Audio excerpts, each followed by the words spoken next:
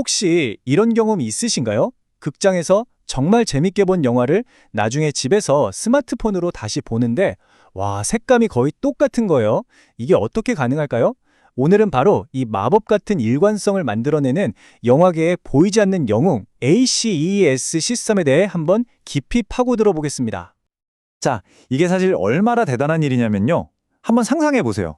영화 한 편을 찍는데 카메라도 수십 대가 동원되고 아티스트 수백 명이 저마다 다른 컴퓨터랑 소프트웨어로 작업을 하잖아요.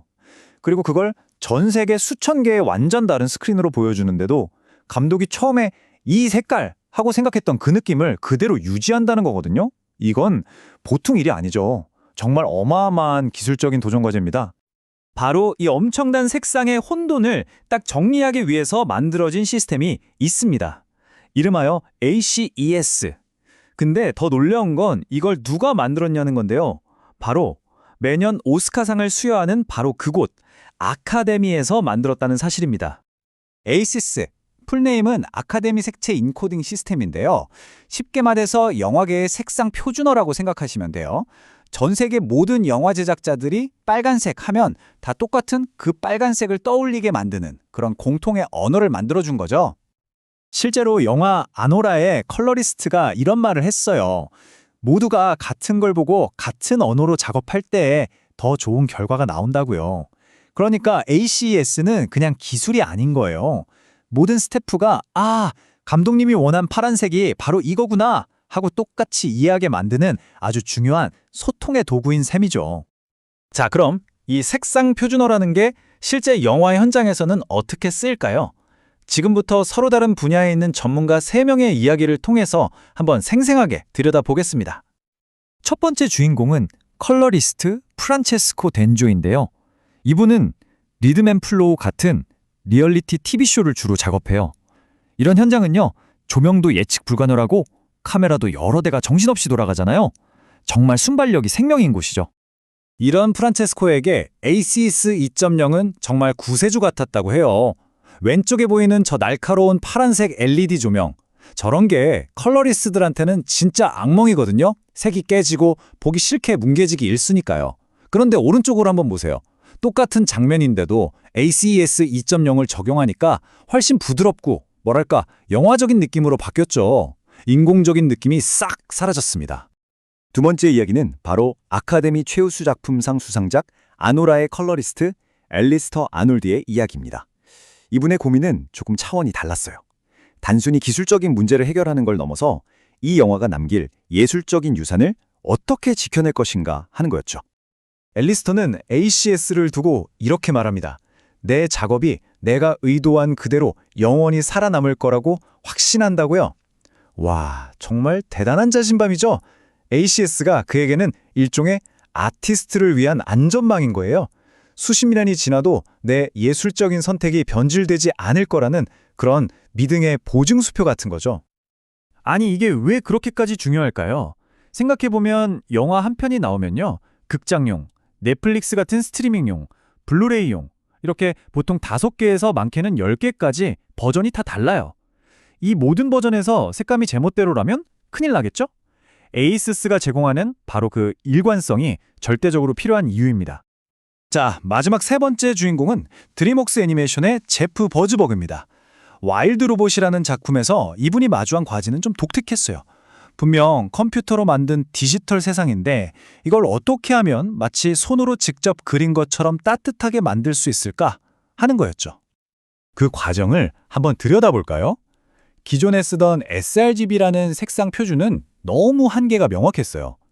마치 12색 크레파스만 가지고 자연의 다채로운 색을 다 표현하려는 것과 같았죠. 숲의 깊은 녹색이나 오묘한 파스텔톤 같은 건 꿈도 못 꿨고요. 그런데 ACES를 도입하면서 상황이 완전히 바뀝니다. 마치 120색 전문가용 물감 세트를 선물 받은 것처럼 이전에는 상상도 못했던 세계의 세계가 열린 거죠. 제프 버즈버그의 이 말이 정말 핵심을 꿰뚫어요. 빨강이 더해선 끝이 아니에요. 빨강보다 더 빨간색으로 갈 수 있죠. 이게 무슨 말이냐면요. 아티스트들의 머릿속에 있던 세계의 한계라는 개념 자체가 사라졌다는 거예요. 훨씬 더 넓고 깊고 표현력 넘치는 팔레트를 갖게 된 거죠. 완전히 새로운 패러다임이 열린 겁니다. 자, 그럼 이제 시야를 좀 더 넓혀볼까요? ACS가 가진 진짜 중요한 가치는 어쩌면 미래에 있을지도 모릅니다. 바로 우리의 소중한 영화들을 위한 디지털 타임캡슐 역할을 한다는 점이죠. 어떻게 그게 가능하냐고요? 몇 가지 이유가 있습니다.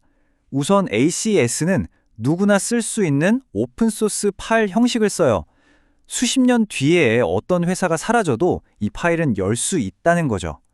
그리고 더 중요한 건 색 정보를 저장하는 공간이 어마어마하게 넓다는 거예요. 심지어 인간의 눈으로는 볼 수도 없는 색까지 전부 다 저장해둡니다. 그러니까 지금 당장 모니터에서 안 보인다고 해서 색 정보를 버리는 게 아니라 미래에 더 좋은 기술이 나왔을 때를 대비해서 원본 데이터를 고스란히 보존하는 거죠. 그래서 제프 버즈버그도 이렇게 자신 있게 말할 수 있는 겁니다.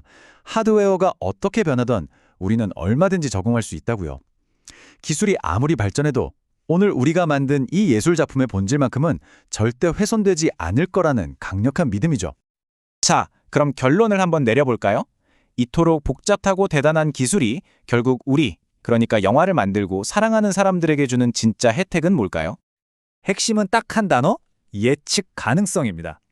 이 카메라로 찍든 저 카메라로 찍든 이 소프트웨어를 쓰든 저 소프트웨어를 쓰든 결과물은 늘 똑같을 것이다라는 믿음을 주는 거죠. 덕분에 영화 제작자들은 골치 아픈 기술 문제로 씨름하는 시간을 엄청나게 줄일 수 있습니다. 앨리스터 아놀드의 이 말에 모든 게 담겨 있습니다. 기술적인 문제에 신경 쓸 시간이 줄어들수록 창의적인 작업에 더 많은 시간을 쓸 수 있죠. 제가 진짜 하고 싶은 건 결국 그거거든요. 바로 이겁니다. ACS는 기술적인 문제들을 알아서 해결해주면서 창작자들이 오롯이 창작에만 집중할 수 있도록 도와주는 거죠. 결국 ACS는 복잡한 수학 문제를 풀어줌으로써 영화 제작자들에게 가장 소중한 자원, 바로 스토리에 집중할 시간을 되돌려주는 겁니다. 그리고 이게 바로 이 시스템이 영화를 사랑하는 우리 모두에게 중요한 이유겠죠? 그렇다면 마지막으로 이런 질문을 던져보고 싶네요. 기술이 이처럼 예술을 완벽하게 보존해줄 수 있는 시대에 과연 우리는 어떤 이야기를 남겨야 할까요? 기술이 열어준 새로운 가능성 위에서 우리는 어떤 스토리를 선택하게 될까요?